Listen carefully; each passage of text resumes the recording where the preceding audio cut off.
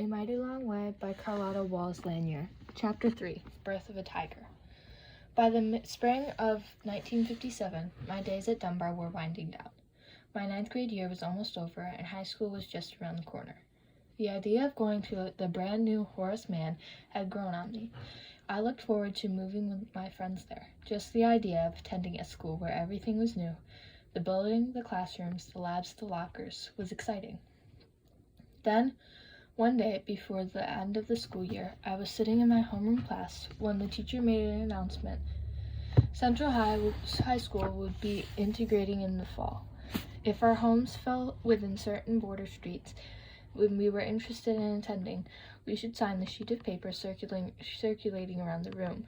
3 years after the U.S. Supreme Court had ordered rock schools to integrate, it was really about to happen in Little Rock. But you wouldn't have known that there was anything special about this moment. No one asked a question, no one offered a comment. No one passed notes or even whispered to one another. If there was any excitement, uncertainty, nervousness, or fear in the room, none of my peers or our teacher expressed it. The announcement was treated as just another administrative task. It caught my attention, though. My address put me in central attendance zone, so I had a quick decision to make. My mom weighed the options. Central High, that grand building looming in the distance as I walked to school practically every day, now would open its doors to me. I'd heard so much about it. I knew I could get into Philander Smith or Arkansas A&M, but I couldn't help wondering how much wider my options for college would be if I attended Central and suddenly had all of its resources available to me. Plus, Central had competitive athletic teams, and it was just a mile from my home, much closer than Mann. My decision was made. When the sign-up sheet got to me, I eagerly wrote down my name. There were other names on the list, but it didn't occur to me to know who they were. When I made it home from school that afternoon, I didn't even mention my decision to my parents. It wasn't a calculated choice to keep the news from them, but it just never came up. I know that sounds strange, but I've always been independent. I also tend not to make a big deal of things. I had done what my parents would have expected.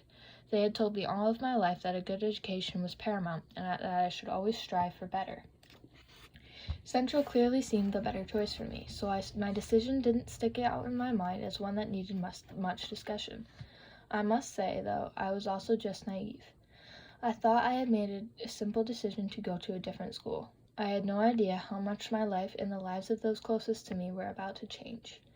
As the school year ended, my thoughts were consumed with planning my summer. I knew the Brooklyn Dodgers would play the Cardinals and that my family would drive to St. Louis for the game.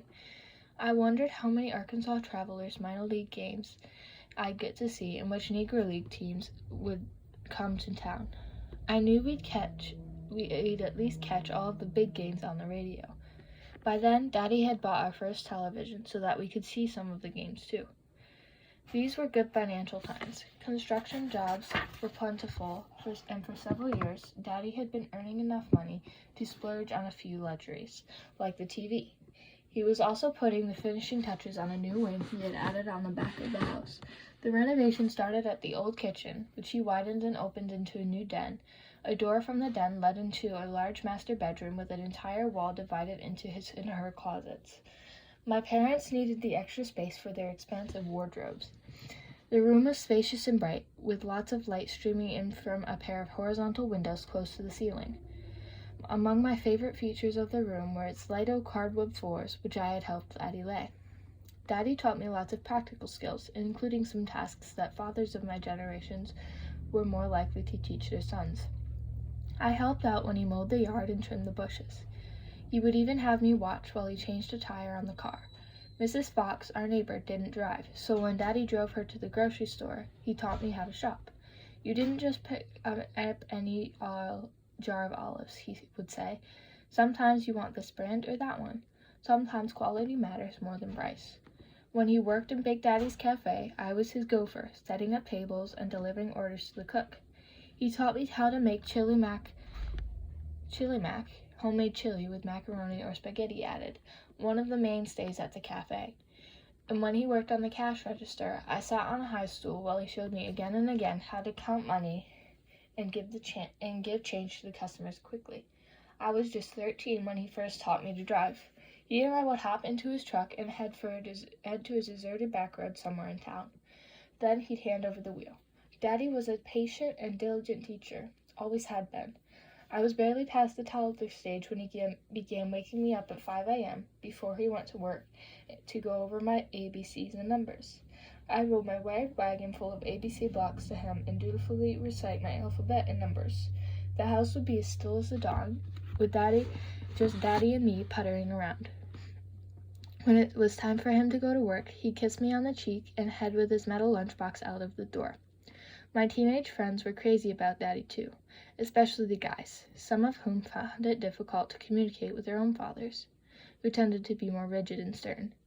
Herbert, one of the regulars in our neighborhood softball games, once told me that he always enjoyed talking to my father. He said that Daddy was playful and down to earth, that Daddy really listened and never talked down to him. Daddy had a big soft spot in his heart for his daughters. Mother did too.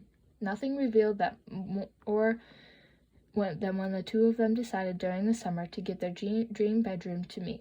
They hadn't even moved in yet when they surprised me with the news. Now that I was going to high school, they told me, I would need a quiet place to study. I could hardly believe my ears. For the first time in my life, I had a room of my own. I knew how much my parents wanted and needed a bigger bedroom, but they were willing to wait at least a few more years until I left for college. Their sacrifice and generosity spoke eloquently to me about what they considered important. My education meant far more to them than their own desire for comfort. When it came to taste and style, my parents were two of a kind. They didn't have much, but whatever they pulled themselves together for a night on to town, they looked like $1,000,000. Daddy in his Italian-designed hat and dress suit and shoes, and Mother in something flowy with glittery jewels around her neck. There was nothing pretentious or haughty about Mother. Daddy just loved spoiling her, and whatever Mother wanted from him, she generally got. He didn't believe in buying things on credit, so he often worked 2 or 3 jobs at a time, whatever it took to provide for his family. His family was his pride. You could see it all over his face, especially when he stepped out with his glamorous wife on his arm. That sense of style extended to our home, as my parents made changes here and there. Our house took on a more open, modern look, inspired, I'm almost certain, by Mother's many magazines. She had subscriptions to the most popular ones of the day. Look, the Saturday Evening Post, Life, and, of course, Ebony and Sepia. The latter 3 were her favorites. Ebony and Sepia were general interest publications, heavy with photos and uplifting stories, but they were Black-owned publications that focused primarily on Black success. They particularly showed the glitz and glamour of the few Black movie stars and entertainers of the time. Mother was a huge fan of crooner Billy Eckstine, and her Black magazines kept her in close touch with the likes of him, Nat King Cole, and the Lena Hornes of the world. Mother had that kind of movie star presence about her, too. One of her best friends, Tyra Leese, used to say Mother entered a room like Loretta Young. Young, a popular white actress, had her own television show back then, and when she entered the stage with a sweep of her flowing evening gown, Aunt Tyra Leese would say, "There goes Juanita." Mother's touch was noticeable everywhere that summer as she finished the transformation of our house. Out went the plastic-covered sofas and chairs, and rolled in more contemporary replacements. I spent many evenings curled up in the cup-shaped white leather swivel chair in front of the television, a black and white model with the largest screen I'd ever seen. It was an RCA, and it sat on a fancy black swivel table in the new den. For the expanded kitchen, my parents added a bar with red padded stools that each sat on a chrome base. When I plopped down many mornings on those bar stools with my piping hot grits and scrambled eggs, I felt as if I were in one of those California diners I'd seen on television. Sitting in front of the television had become one of my favorite pastimes. With no homework to do during summer, I could spend as much time as I wanted watching my favorite shows, Amos and Andy, I Love Lucy, and Esther Williams in her swimming movies. I especially loved Father Knows Best. After watching an episode one day, I turned to Mother and asked, "May I call Daddy Father?" She just laughed. She had long ago put an end to my calling her Mama. She said it drove her crazy the way I dragged out that 4-letter word. Mother seemed more fitting and more elegant, but Father never stuck, never felt quite right. There was an earthiness, a closeness, a kind of warmth to Daddy. Daddy was a prankster who kept us all laughing, but he was wise too, and very much the traditional head of our household. The truth be told, my home life wasn't much different from those of the white families I saw depicted on screen every day in what became known as the golden age of television.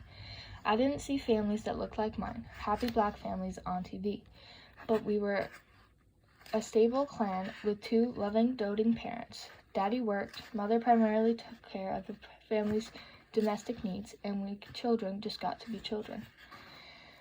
I knew our lives weren't as perfect as those we saw on TV, but whatever problems my parents may have had, they did their best to keep them from my sisters and me. Our home was peaceful, full of laughter, and often full of extended family. Some of my favorite family times were spent in front of that black and white television, watching a broadcast of a Dodgers game. On those Saturdays, Mother, Daddy, and I would gather in the den with whatever relatives and friends had joined us, usually my uncles and their wives or girlfriends. I'd cook hamburgers, and while my sister Luana, then 8, played with her dolls. All the while, the newest member of our family, my youngest sister Tina, was 2 at the time, ran from one family member's lap to another. In previous summers, my love of baseball had extended to playtime, but for the first time since our neighborhood softball games began, the kids in my community didn't meet on our playing fields in the summer of 1957. All of us, black and white, had practically grown up together on that field. Some of us were finally heading to high school. I wondered if any of the white kids among us would be going with me to Central too, but I never got to ask them. I couldn't have imagined then that we would never again come together on that field. Perhaps they were already feeling the tension. By then, community tensions all over the school system's plans to integrate Central had started bubbling to the surface. I thought I was mostly oblivious to it. I kept busy with family, friends, and of all things, potato chip sales.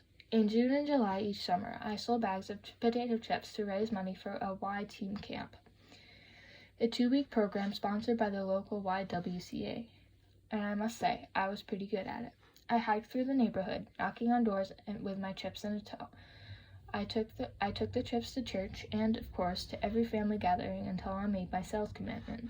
Going to camp was a great sales motivator. I loved camp. It was 2 weeks of freedom with some really good friends. My best friend, Bunny, always joined me on the trip. Her real name is Dorothy Frazier, and we've been friends for as long as I can remember. Her grandmother lived just a block away from my house and across the street from White Memorial Methodist Church, which both of us attended.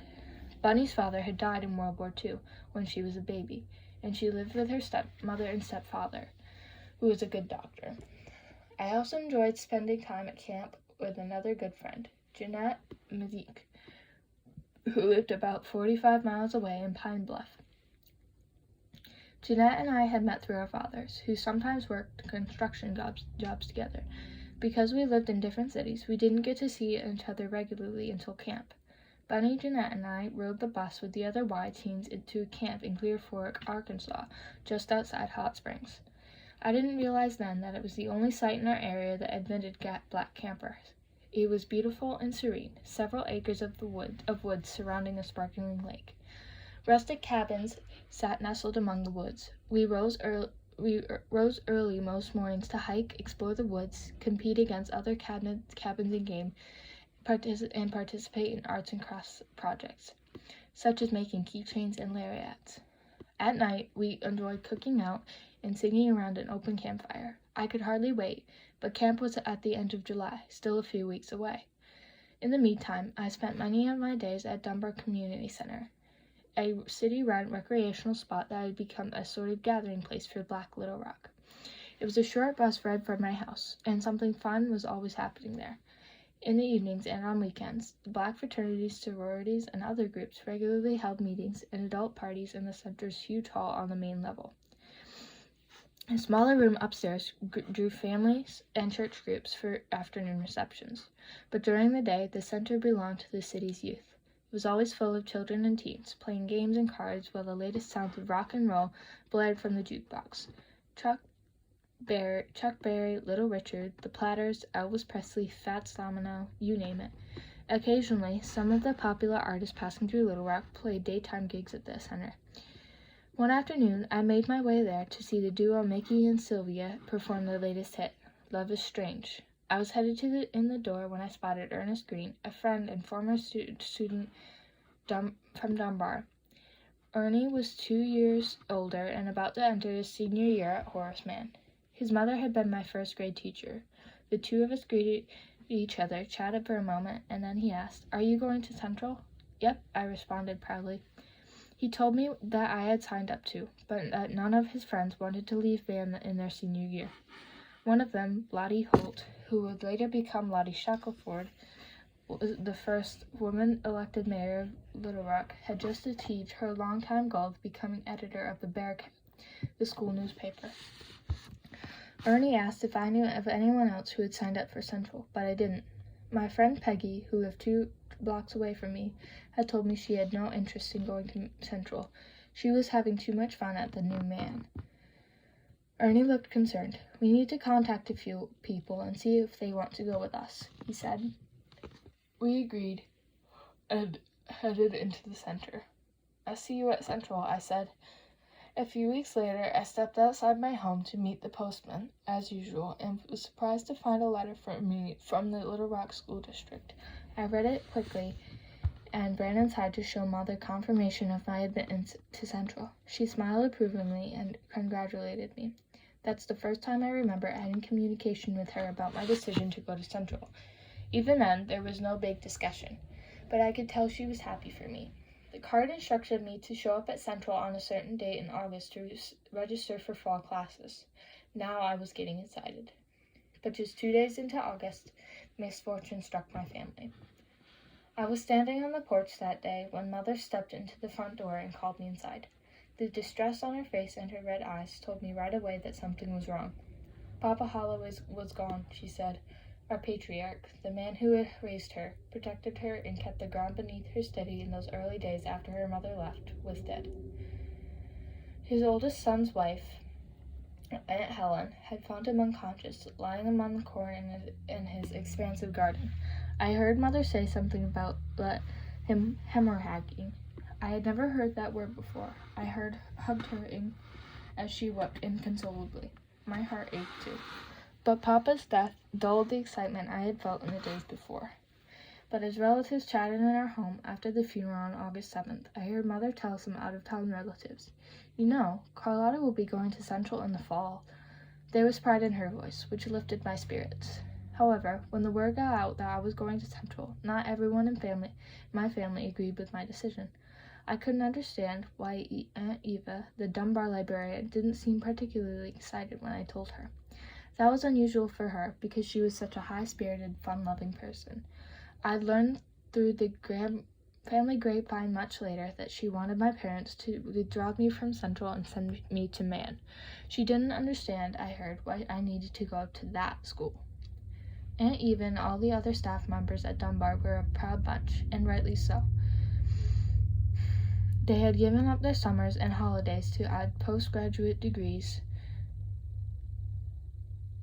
to their resumes. They had labored in a school system that still paid them less than a generally less educated white teacher. They had invested their skills and hearts in preparing Black children for a world that would require them to be twice as good and work twice as hard. They had produced stellar students, despite the discrepancies in resources. But those dedicated Black educators knew where their loyalties lay, but they weren't at all confident that their white colleagues at Central would be able to look past the skin color of Black students, see and nurture future doctors, lawyers, scientists, and entrepreneurs we would become. So while the Dunbar staff may have understood and supported the justice of the U.S. Supreme Court decision in Brown, if they were a tad chilly to the practicality of it, their sons and daughters, nieces and nephews being the first to go over to that school, they believed they had a good reason. Nothing was ever quite so black and white. Of course, a stubbornly determined teenager, I couldn't fully understand why all of my relatives weren't just as thrilled as I was preparing to attend one of the top schools in America. Hadn't they always preached to me about the value of education? Hadn't they always encouraged me and shown by example what I should open myself to opportunities for advancement? So the concern and reluctance among a few of them to embrace my decision fully didn't sit too well with me back then. It smacked of hypocrisy. With maturity, I would come to understand the gray that sometimes sits between right and wrong. I would come to appreciate that their concern was more out of love than anything else. But at the time, I had just tuned them out.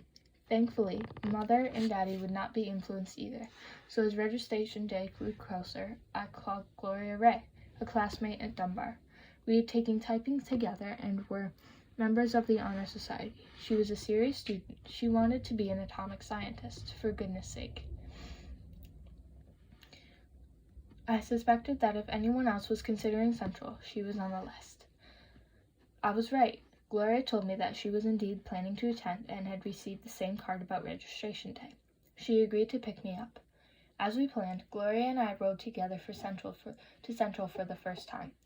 We considered the day so routine that we went in without our parents. Our parents were very protective and would have demanded to go along if they had any inkling of trouble. Particularly Gloria's father, Harvey Ray, was much older than my parents and had already retired from the U.S. Department of Agriculture. There, he'd founded the Arkansas Agriculture Extension Service for Negroes. He had received a degree in horticulture under Booker T. Washington at Tuskegee Institute and worked as Washington's assistant. Her mother, Julia, worked as a sociologist for the state of Arkansas. Gloria's siblings, an older brother and sister, were already grown. Gloria was the baby of the family. She parked the car about a block away from Central, and we made our way to the front of the school. It was a clear, sunny day, and as we moved closer, I filled with awe. I had never been this close to the front of Central before. The yellowish brick and white concrete building was even bigger and more elegant than I had imagined. As I stood ground level and stared up at that great entrance, I felt tiny. Concrete stairs flowed up from the two sides and seemed to go on forever. The building seemed at least 5 stories high, and I wondered if there were elevators inside. Gloria and I climbed the steps, headed for the main entrance on the 2nd floor. At the top, we passed beneath 4 white, life-size statues of Greek gods and goddesses. Each bore an inscription that seemed to carry a message about the place.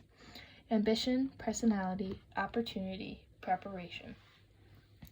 At first, when Gloria and I stepped inside the school, we didn't know which way to go. The closed doors of the auditorium faced us just a few steps away. The signs pointed toward the main office to our left. We followed the signs to the office. We had barely made it inside the office door when a woman behind the counter quickly rose from her seat and approached us. I announced that we were there to register for the fall semester. She introduced herself as Miss Opie, the registrar. She smiled and handed each of us a card that said we had to attend a special meeting at Superintendent Blossom's office with our parents before we could register. Gloria and I looked at each other, completely baffled. Miss Opie was firm, not the warm and fuzzy type, but pleasant enough as she explained that everything would be okay. The superintendent just needed to meet with us before the opening of school. None of the other administrative workers even looked our way. Gloria and I thanked her, then turned and walked back out of the office and down the steps, headed for her car. The two of us weren't quite sure what to make of what had just happened. It was silly, we agreed, for school officials to instruct us to show up for registration, only to give us another card requiring us to attend another meeting. Why did we need to meet with the superintendent anyway? Why was it necessary to bring our parents? And who else would be at the meeting? Gloria and I grumbled all the way to the car. As we got closer, we noticed a car parking just behind Gloria's car. An attractive, honey-colored woman wearing a dress and heels hopped out and began handing us over to her. I recognized her right away. It was Daisy Bates, president of the Arkansas State Conference of NAACP branches. She and her husband, L.C. Bates, co-owned and operated the Arkansas State Press, the black newspaper I had delivered on my paper route in elementary and junior high school. Mother worked occasionally as an NAACP volunteer from a space at the newspaper's 9th Street of office, where she sold memberships and collected poll taxes. Mrs. Bates and Mother got along pretty well. In some ways, they were cut from the same cloth, both pretty, ladylike Southern women who placed great value in their manner and appearance. But where Mother was soft-spoken and quiet, Mrs. Bates was outspoken and opinionated. And in L.C. Bates, a longtime newspaperman, Daisy Bates had found a partner and a kindred spirit willing to use the editorial pages of their newspaper to take a stand for civil rights and to rally against police brutality, the mistreatment of black war veterans in the city, and other injustices against black residents. Mrs. Bates greeted Gloria and me and immediately began asking questions. She wanted to know all of the details, whom we saw, what we had been said, and how we were treated, whether we were allowed to register. We told her about the meeting with the Superintendent Blossom and showed her the card. That was the beginning of my almost daily contact with the woman who soon would become my advisor, mentor, and biggest public defender. I didn't question why Mrs. Bates had come to meet us at the school, or even how she knew Gloria and I would be there. It would have been impolite to ask. The way I was raised, children stayed in their place, and it was not my place to ask a woman of her authority why she was there and whether she was expecting trouble. At 14, I was old enough to understand the historical significance of my enrollment in Central and the NAACP's interest in it. It was the NAACP and its brilliant attorneys, after all, that had fought for the ruling in the Brown versus Board of Education case in the first place. I also knew some white folks wouldn't like the idea of black students going to Central, but I really believed that what the U.S. Supreme Court said should and happen would indeed happen, because it was now the law of the land, because the law was just. I believed, too, that my presence at Central would allow my white peers to see that beyond the color of our skin, we all wanted the same thing. A fun and unforgettable high school experience. The best education possible, a jump start for our futures. I had no clue that while I was counting down the days until I started my new school, enraged white parents and other citizens, including the Arkansas government, who got my parents' vote in the last election, were organizing to keep me away. I'd been too caught up with the events of summer to pay much attention to the local newspapers, which were full of stories about the activities of the Capital Citizens Council and the Mothers League, which were organizing to stop the integration of Central. Both groups had begun holding meetings and even lobbying Governor Orville Faubus for a delay in implementing the Blossom Plan. The groups must have been emboldened by a poll indicating that 85% of the white population in Little Rock opposed school integration.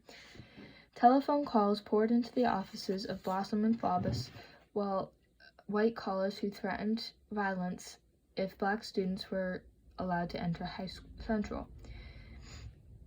One of the most vocal segregationists was Reverend James Wesley Pruden, the founding pastor of Broadmoor Baptist Church and an active member of the Citizens Council.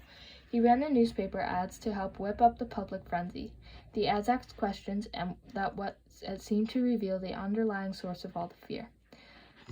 Would black boys and white girls be allowed to dance together at school dances? Would black boys and white girls be paired in romantic love scenes in school plays? The mere thought of that their white daughters would be in such proximity to black boys petrified white mothers and fathers throughout Little Rock. Superintendent Blossom obviously was feeling the pressure because he would raise that overly sexual issue when he met with us students and our parents face to face at the August meeting. Mother and I left home early that August evening to make sure that we made it to the meeting in Blossom's downtown office on time. Punctuality was always important to Mother and Daddy. Even now, I try to arrive at least 15 minutes early for appointments. That practice paid off when we arrived at the school administration building that day, because we were among the few who got seats. Several folding chairs had been lined up facing Blossom's desk, but most of the crowd behind us was forced to stand. By the time the meeting began, about 39 students and our parents were cramped shoulder to shoulder in that small space. It didn't take long to feel the temperature rising, as though all of our bodies sucked up every bit of fresh air. I felt a bit anxious, unsure why we were all there. What was there to discuss? Hadn't the Supreme Court said that black students should have the same educational opportunities as our white peers? Central was my neighborhood school, and I had made my choice. I knew I was a good enough student to make it there. But I wondered whether the purpose of this meeting was to discuss our qualifications. I looked at Superintendent Blossom, who sat stoically behind a large wooden desk. He was a big white man, about 6 feet 3 inches tall and at least 250 pounds. His dark hair was slicked back lately, and a pair of glasses framed his serious eyes. His large hands rested atop his desk. Blossom's serious expression didn't change when he started to speak. He had called us there to go over the rules, he explained. Black students will be allowed to attend Central, as expected, he said, but it would take time on both sides to adjust. We might hear some name-calling, he said, but we're not allowed to retaliate in any way. For our own safety, he added, we had to leave the school grounds as soon as our classes ended. That meant we would not be allowed to participate in any extracurricular activities, no varsity sports, clubs, chorus, or band, or even the Student Government Association. We also could not attend any after-school parties or sporting events.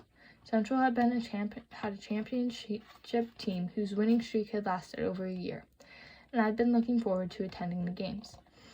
I could just imagine myself with my classmates in the stands in Central's college-sized football stadium, cheering and chanting for the Tigers, bursting with school spirit and pride. It had always been that way for me at Dunbar, which didn't have a football stadium and had to play at Central.